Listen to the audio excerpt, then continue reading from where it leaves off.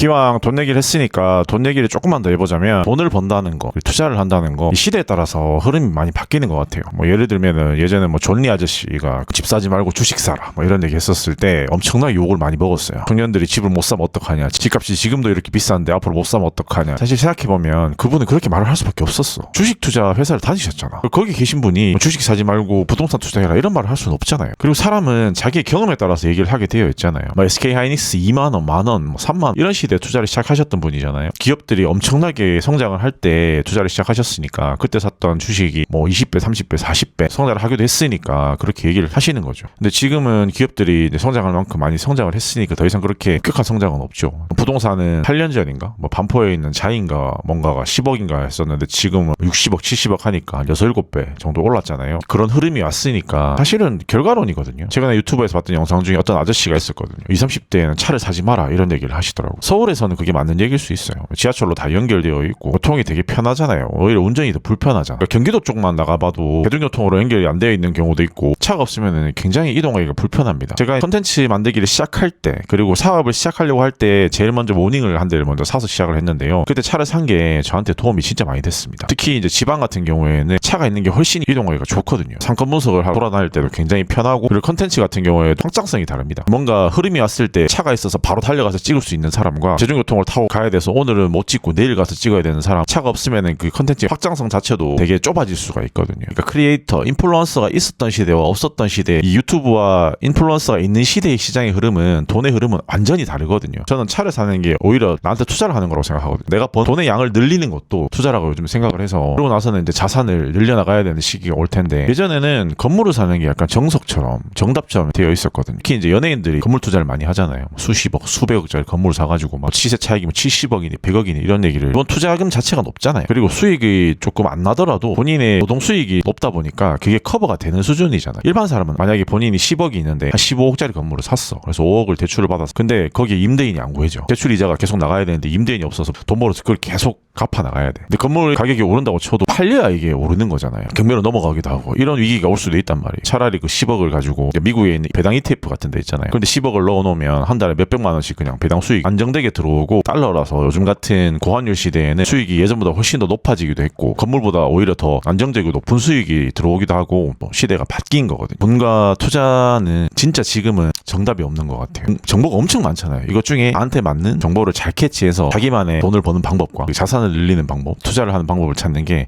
정말 중요한 것 같아요.